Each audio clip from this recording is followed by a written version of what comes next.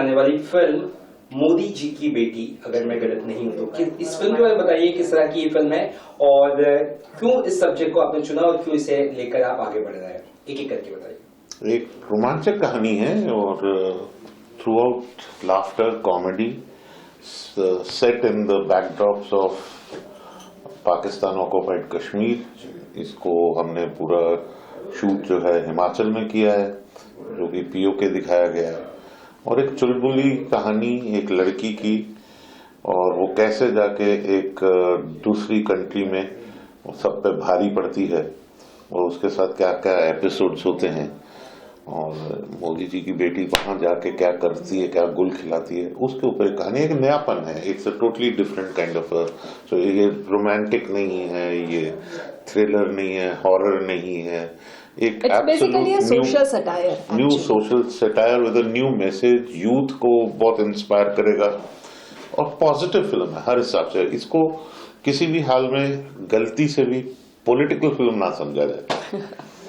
बिल्कुल नहीं समझेंगे, लेकिन सिर्फ टाइटल ही इतना कैची है कि हर किसी की नजर में तो आएगा ही। ये टाइटल ही क्यों चुना, क्या कुछ खास अगर इसके पीछे इसके लिए मैं चाहूंगा ये जवाब ये दें, क्योंकि ये जो मीडिया है ना, आप लोगों ने ही इनको ये टाइटल हम सबको दे दिया था ये फिल्म, तो उसके लिए शुक्रिया, क्योंकि 2014 में मीडिया ने ये टाइटल जो है दे दिया था इनको। तो बेसिकली कंट्रोवर्सी हुई थी रियल लाइफ में। मेरा नाम चूंकि रियल लाइफ में अवनी मोदी है मेरा नाम, तो मोदी जी की बेटी तो मुझे मीडिया ने ही डिक्लेयर कर दिया था, और उसी कंट्रोवर्सी के ऊपर बेस्ड है ये फिल्म की कहानी। उसी के ऊपर एक फिक्शन कहानी, फिक्शन कैरेक्टर्स को डेवलप करके लिखी गई है। तो मोदी जी की बेटी मैं हूँ रियल लाइफ में, ऑन स्क्रीन ऑफ स्क्रीन दोनों जगह मैं मोदी जी की बेटी हूँ। और इसके अलावा फिल्म में क्या होता है, क्या क्या रोमांचक घटनाएं घटती है और क्या क्या एंटरटेनिंग चीजें होती है, वो सारा कुछ आपको फिल्म में देखने को मिलेगा। But it is a story of a girl जिसको रातों रात मिस्टेकन आइडेंटिटी की बात है और जिसको मोदी जी की बेटी समझा जाता है, और फिर उसके साथ उसकी लाइफ कैसे 360 डिग्री बदल जाती है और क्या होता है उनकी लाइफ में, वो एक कहानी है। तो सब्जेक्ट तो सिर्फ बहुत ही इंटरेस्टिंग लगा। इसको किस तरह से आपने कहानी में तब्दील किया, स्क्रीन प्ले में, इस बारे में जरा बता सके, या किस तरह से लेके गए पर्दे पर, फ्लोर पर? जैसे आपको अविनी ने अभी बताया कि ये एक रियल इंसिडेंट से इंस्पायर हुई है, तो ये किस्सा तो रियल इंसिडेंट था जो हो गया था, और तो शायद काफी टाइम तक ये अंदर ही अंदर सोच रही होंगी। अवनी एक अच्छी मित्र हैं, और एज अ फिल्म मेकर इन्होंने मुझे अप्रोच किया एक दिन अचानक कि उनके पास एक सब्जेक्ट है जिस पर वो फिल्म बनाने की सोच रही है। तो इन्होंने फिल्म का सब्जेक्ट जब सुनाया मुझे, तो वो इतना खूबसूरती से सुनाया गया था, और वो बस उसी वक्त instant love for that subject. So that was the way it was perceived by me, and so I just told her, I said, Avni, you must do this and we must make this film. तो next जो phase आता है, जब कोई भी एक director एक synopsis सुनता है, एक सब्जेक्ट सुनता है, तो राइटर की तलाश होती है। तो राइटर मैंने सोचा कि कुछ राइटर्स को, उन दिनों में मैं साउथ में था, साउथ के बहुत नामचीन राइटर्स ऊपर उभर रहे थे, तो मेरे को लगा क्यों ना उनसे लिखना। तो हमने कुछ राइटर्स से सैंपल्स लिखवाए, मजा नहीं आया। फिर कुछ राइटर्स बॉम्बे के हमने लिए, उनसे लिखवाए, मजा नहीं आया। और पता नहीं, कहीं ना कहीं मैं 100% कन्विंस था कि ये कहानी जिसने सोची है वो ही खुद अच्छा लिख सकती है, और हमारी राइटर भी यही है। तो इन्होंने इतनी खूबसूरती से वो लिखा है, इतने फ्रेशनेस से इस फिल्म के डायलॉग्स आते हैं, तो I think that is the brilliant writing and absolute freshness delivered by Avani. और अब बाकी तो कहानी जब देखेंगे तो वो अनफोल्ड होगी, तो आपको सबको एक नई चीज दिखेगी। दैट इज व्हाट आप सब बताइए। मैं थोड़ा सा ये जानना चाहूंगा, बड़ी खूबसूरत है, कुछ खूबसूरती उसमें दिखाया, ग्लैमर इनका कुछ दिखाया गया, कॉमेडी है, थोड़ा सा। देखिए, फिल्म खुद ही अपने आप में एक खूबसूरत फिल्म है, ठीक है। और आज के दौर में ग्लैमर आप लोग बहुत देख चुके हैं, हम सब देख चुके हैं। मैंने कहा ना कि आज as a director I have been making ad films, ये मेरी पहली फिक्शन है। उससे पहले मैं सिर्फ एडवर्टाइजिंग वर्ल्ड में एड फिल्म्स ही बनाता रहा हूं, और 30 साल हो चुके हैं। बहरहाल मेरा बहुत मानना है कि हम लोग जब आज थिएटर में जाते हैं तो ऑलरेडी एक रियल लाइफ के स्ट्रेस से रिलीफ पाने के लिए जाते हैं। हम लोग रोज एक स्ट्रेसफुल लाइफ जी रहे हैं, कोविड में एक स्ट्रेस से निकलते आ रहे हैं, उसके आफ्टर इफेक्ट्स अभी भी चल रहे हैं। तो क्या हम थिएटर में वापस जाके खुश होके क्यों ना वापस आए? तो ये फिल्म जो है मेरे हिसाब से टोटल खुशी की फिल्म मैंने डिलीवर करने की कोशिश की है and people would love it. और ग्लैमर जो है वो तो फिर अपने आप में है ही ग्लैमरस। इसका पोस्टर काफी इंटरेस्टिंग है, हमने देखा है। आप बताइए किस तरह का ये कॉन्सेप्ट है पोस्टर का आपका, और ये इंटरेस्टिंग पोस्टर जो बुरखा उरखा मैं सुना है काफी पोस्टर पे, ऐसा कुछ सुनने में आ रहा है। कॉन्सेप्ट भी इसके लिए मैं फिर से कहूंगा कि ये कॉन्सेप्ट हम लोगों का अपना ओरिजिनल कॉन्सेप्ट है, डिजाइनर ने काम किया है और इसका जो सीड है वो फिर इन्हीं के ऊपर क्रेडिट जाएगा कि हम, क्योंकि हमारी थीम भी ऐसी, फिल्म की थीम और कॉन्सेप्ट जो है वो ऐसी तरीके से। और इससे पहले कि आप मुझे पूछेंगे भाई एक लड़की बुरके में नमस्ते कह रही है जी, तो मैं जानता हूं कि मुझे कई लोग ये सवाल पूछ चुके हैं, तो मैं सिर्फ ये उसका यही कहना चाहता हूँ कि भाई हर एक हिंदू आदाब करता है भरी सभा में, पब्लिक में, जब हम किसी को मिलते हैं या हम किसी भी दूसरे रिलीजन के लोगों को मिलते हैं तो मैं आदाब भी करता हूँ। तो एक हिंदू अगर वो कर सकता है तो एक हिंदू लड़की बुर्का पहन के नमस्ते क्यों नहीं कर सकती? और जाहिर बात तो ये रिलीजियसली इसको कुछ मत देखा जाए, इसको एक प्योर। हालांकि मैं एक बात यहाँ पे क्लैरिटी देना चाहूंगी कि ये जो पोस्टर आप देख रहे हैं वो फिल्म की कहानी से जुड़ा हुआ है। यस, तो जब आप फिल्म का ट्रेलर देखेंगे जिस दिन वो लॉन्च होगा बहुत जल्द, तो आपको उसका मतलब समझ में आ जाएगा कि क्यों मोदी जी की बेटी जो लड़की है उसने बुर्खा क्यों पहना है और उसके बावजूद उसने हाथ जोड़ के नमस्ते क्यों किया है। ये अपने आप में बहुत ही क्यूरियोसिटी बिल्ड करता है जैसे कि आपने कहा, लेकिन ये फिल्म का कैरेक्टर है, इसको किसी भी रिलीजियस सेंटिमेंट्स के साथ जोड़ने की कोई जरूरत नहीं है, क्योंकि जैसे ही आप कहानी अनफोल्ड होती है वो आपको अपने आप में उसके सारे मतलब समझ में आ जाते हैं।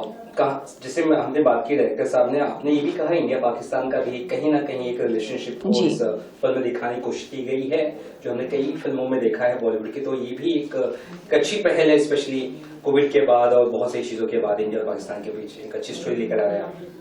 जी, इंडिया पाकिस्तान के क्या बैकड्रॉप पे बहुत सारी फिल्में बनी है, लेकिन ये एक कहानी ऐसी है कि जिसके अंदर हर हिंदुस्तानी की अपनी आवाज है, जिसको रिप्रेजेंट कर रही है एक लड़की जो कि मोदी जी की बेटी है फिल्म के अंदर, और वो लड़की पाकिस्तान जाके पाकिस्तान को क्या जवाब देती है, जो पूरे हिंदुस्तान के बिहाफ पे वो मैसेज क्या देती है, और एक बहुत ही सटीक तरीके से एक जवाब वहाँ पे उनको एक मैसेज कन्वे किया जाता है कि ये अब न्यू इंडिया है, नया भारत है, आज का भारत है।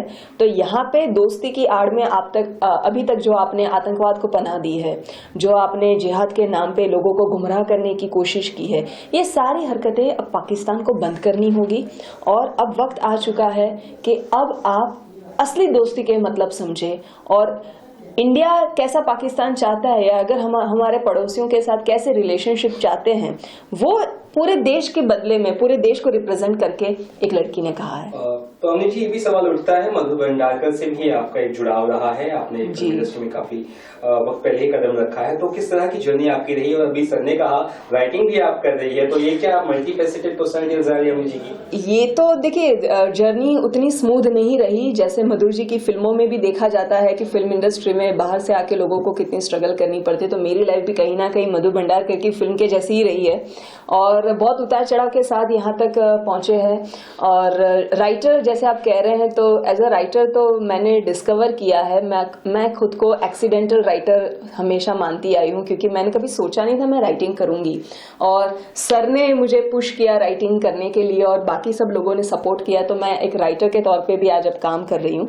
बट और बहुत अच्छा काम करती है, बहुत मुझे गर्व है कि इनको मैंने पुश किया, और शायद वो टैलेंट इनके अंदर जो छुपा हुआ था कहीं पे मे भी उभर के बाहर, वो शायद मुझे भी नहीं पता था, लेकिन वो कहीं ना कहीं वो चीज थी जो अब निखर के बाहर आ रही है। और बाकी जैसे अब एज अ प्रोड्यूसर काम कर रहे हैं हम साथ में, तो उसके लिए भी बहुत सारे लोग पूछते हैं कि आपका एज अ प्रोड्यूसर एक्सपीरियंस कैसा रहा। तो इनफैक्ट सर भी यही बात कहेंगे कि क्या होता है ना कि जब आप एक आउटसाइडर होते हैं तो फिल्म इंडस्ट्री में आपके लिए अपॉर्चुनिटीज कोई ऐसे प्लेटर पे आपको सजा के देता नहीं है। इस फिल्म को बैक करने के लिए भी हमने बहुत बड़े बड़े लोगों के पास गए थे, लेकिन एक जो बैकअप मिलना चाहिए हर एक अच्छी स्क्रिप्ट को वो मिलता नहीं है हर आउटसाइडर प्रोड्यूसर और मेकर्स को। तो कहीं ना कहीं ये कॉन्शियस डिसीजन था कि हमने हमारे लिए फिल्म खड़ी की है तो इसको हम हमारे हिसाब से बनाएंगे, हमारे विजन के हिसाब से बनाएंगे, और इसीलिए ये कॉन्शियस डिसीजन लिया गया कि हम हमारी फिल्म को खुद बनाएंगे। और हम उम्मीद करते हैं कि भगवान हमको उतनी कामयाबी दे कि हम हमारे जैसे आने वाले फेलो फिल्म मेकर्स को एक प्लेटफॉर्म पूरा कर सके उनके लिए। सवाल आता है कि स्टारकास्ट के बारे में अगर कुछ और जानकारी अगर हमें मिल सके आपके अलावा तो ज्यादा बेहतर। ये टेक्निकल डिपार्टमेंट है, जो आप कुछ कहना चाहेंगे? इसमें पीतोबाई त्रिपाठी हैं, विक्रम कोचर हैं, जो कि आप लोगों को आजकल बहुत सारी फिल्मों में और वेब सीरीज होंगे में उनको देख चुके हैं। और अवनी के बारे में आप जानते हैं, अवनी जो है साउथ में बहुत काम कर चुकी हैं, गुजराती फिल्में बहुत कर चुकी हैं, मधु भंडारकर की कैलेंडर गर्ल्स कर चुकी हैं, मॉडलिंग बहुत कर चुकी हैं। तो it's but the importance is कि what do we want to see today. मैं ऑडियंस से ये पूछना चाहता हूँ कि आप क्या देखना चाहते हैं? आपको अच्छा सिनेमा चाहिए, एंटरटेनमेंट चाहिए, या आपको सिर्फ नाम चाहिए बड़े? तो नामों का जो है, और देखिए हर छोटा नाम या बड़ा नाम की बात नहीं है, एक्टर की बात है। आप एक्टिंग देखिए, टैलेंट देखिए। आज हमारे पास इतना भरपूर टैलेंट है इस कंट्री में, वो टैलेंट को जब हम उठाएंगे तो कल के वो सब बड़े सितारे ही हैं। तो मेरे लिए तो वो बहुत ज्यादा जरूरी है। इनफैक्ट ये अभी आज की ऑडियंस भी बहुत स्मार्ट हो गई है एंड दे एग्जैक्टली नो, उनको अब बड़े चेहरों से फर्क नहीं पड़ता।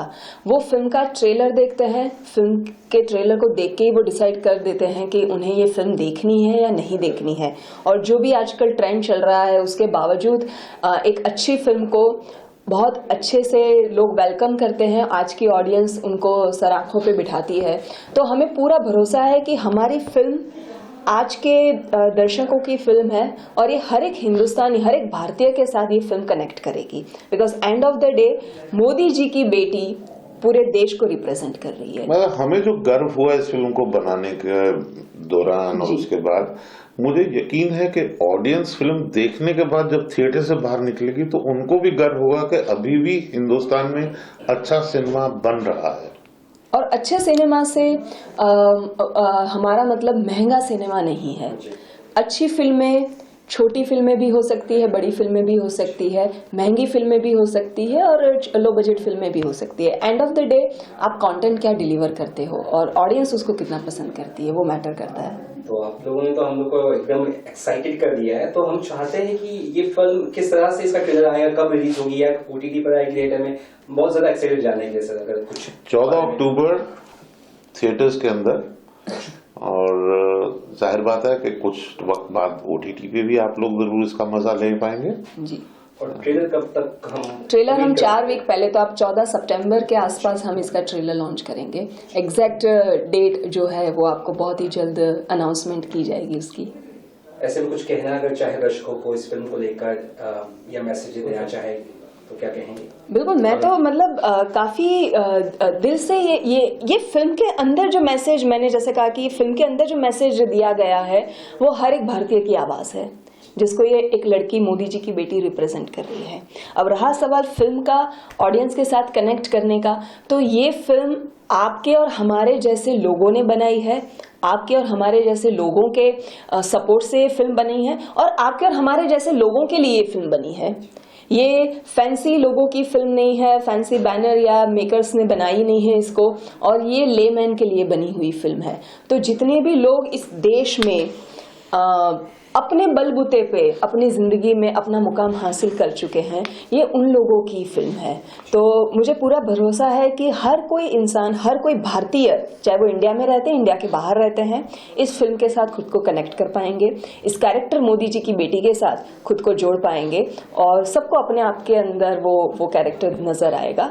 और जैसा कि मैं हमेशा कहती हूँ कि जितने वार्मली हम लोग एक हो जाते हैं जब इंडिया पाकिस्तान क्रिकेट मैच होता है, तो उतने ही प्यार से वही मजा, वही मैच देखिएगा पर्दे के ऊपर। 14 अक्टूबर को फिल्म देखिए। और मेरा तो यही है कि छोटा पटाखा बड़ा धमाका 14 अक्टूबर को। आपके नजदीकी सिनेमाघरों में मोदी जी की बेटी आ रही है। Thank you sir. Thank you Thank you.